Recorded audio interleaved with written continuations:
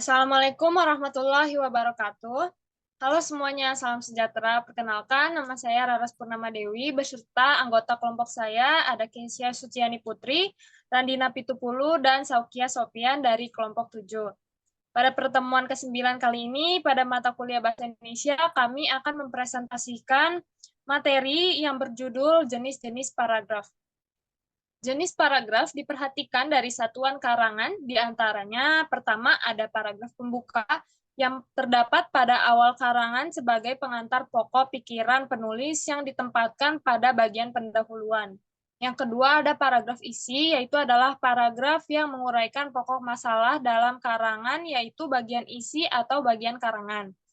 Yang ketiga ada paragraf penutup, adalah bagian yang menyimpulkan atau mengakhiri sebuah karangan, yaitu bagian penutup atau kesimpulan. Dua jenis paragraf diperhatikan dari posisi kalimat topik dalam paragraf. Di antaranya, yang pertama ada paragraf deduktif. Adalah paragraf yang letak kalimat pokoknya ditempatkan pada bagian awal paragraf, yaitu paragraf yang menyajikan pokok permasalahan terlebih dahulu, yang dimulai dengan pernyataan umum yang disusun dengan uraian atau penjelasan khusus. Contohnya, kemauannya sulit untuk diikuti. Dalam rapat sebelumnya, sudah diputuskan bahwa dana itu harus disimpan dulu. Para peserta sudah menyepakati hal itu. Akan tetapi, hari ini ia memaksa menggunakannya untuk membuka usaha baru. Yang ketiga, ada paragraf induktif. Adalah jenis paragraf yang menempatkan kalimat topik pada akhir paragraf. Ditandai dengan terdapatnya kalimat utama di akhir paragraf dan diawali dengan uraian atau penjelasan bersifat khusus dan diakhiri dengan pernyataan umum. Contohnya, semua orang menyadari bahwa bahasa merupakan sarana pengembangan budaya. Tanpa bahasa, sendi-sendi kehidupan akan lemah. Komunikasi tidak lancar, informasi tersendat-sendat.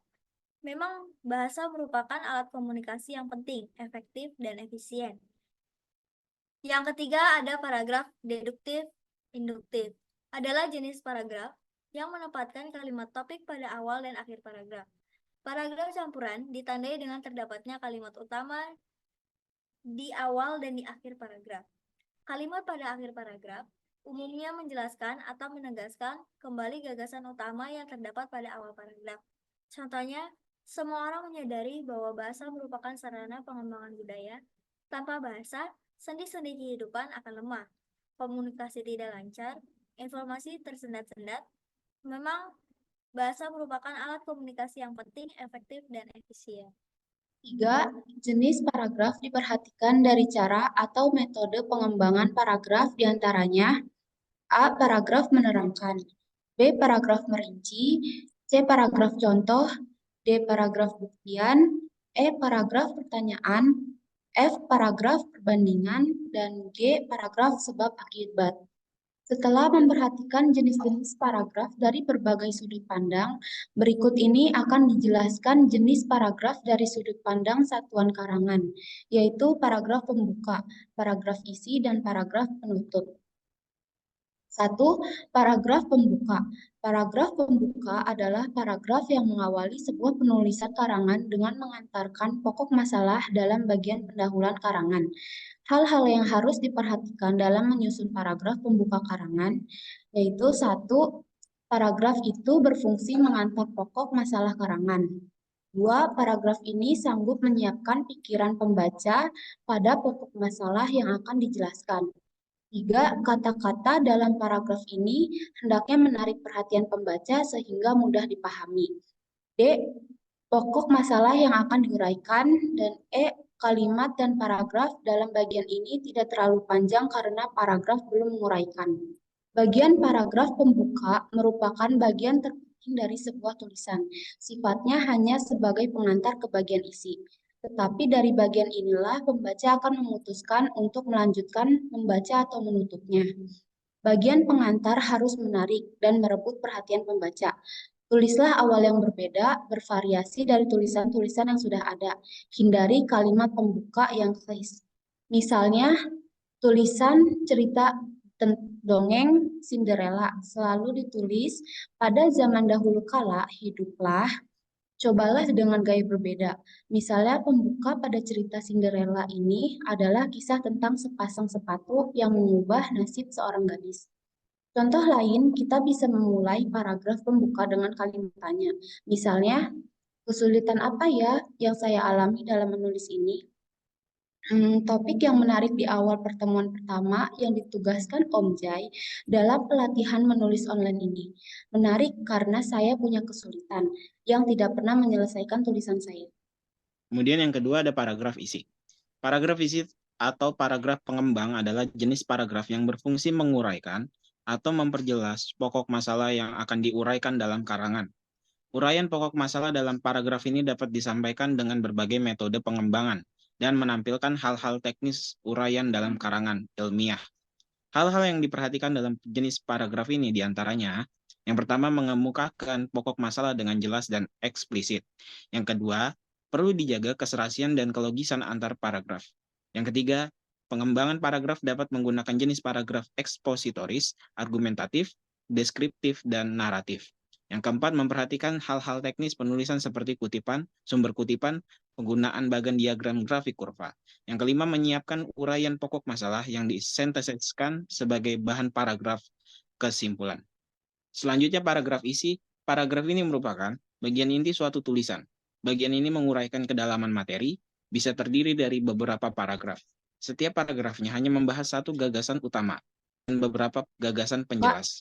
Dalam penulisannya, perhatikan penggunaan kalimat. Hendaknya kalimat itu efektif dan komunikatif. Antar paragraf harus koherensi, maksudnya ada hubungan kesinambungan. Karena itu, gunakanlah kata penghubung antar paragraf. Yang ketiga, paragraf penutup. Paragraf penutup merupakan pernyataan kembali gagasan yang diuraikan atau merupakan jawaban pertanyaan yang terdapat pada paragraf pembuka. Paragraf ini merupakan akhir sebuah karangan yang dapat disampaikan secara horizontal dan vertikal dalam rincian. Hal-hal yang perlu diperhatikan dalam penyusunan paragraf penutup ini antara lain, yang pertama, paragraf ini tidak boleh terlalu panjang dan tidak begitu saja memutuskannya. Yang kedua, paragraf ini ditampilkan sebagai cerminan sebuah kesimpulan. Yang ketiga, paragraf ini harus mendapat kesan positif dan informasi pengetahuan yang logis dan kondusif. Yang keempat, paragraf ini dapat berupa jawaban singkat dari uraian atau pertanyaan yang terdapat pada paragraf pembuka. Yang kelima, paragraf ini jangan lagi menguraikan, mengutip, dan mengemukakan masalah baru.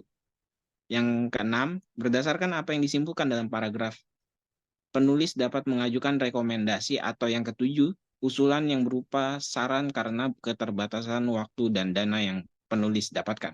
Paragraf penutup merupakan bagian akhir dari suatu tulisan.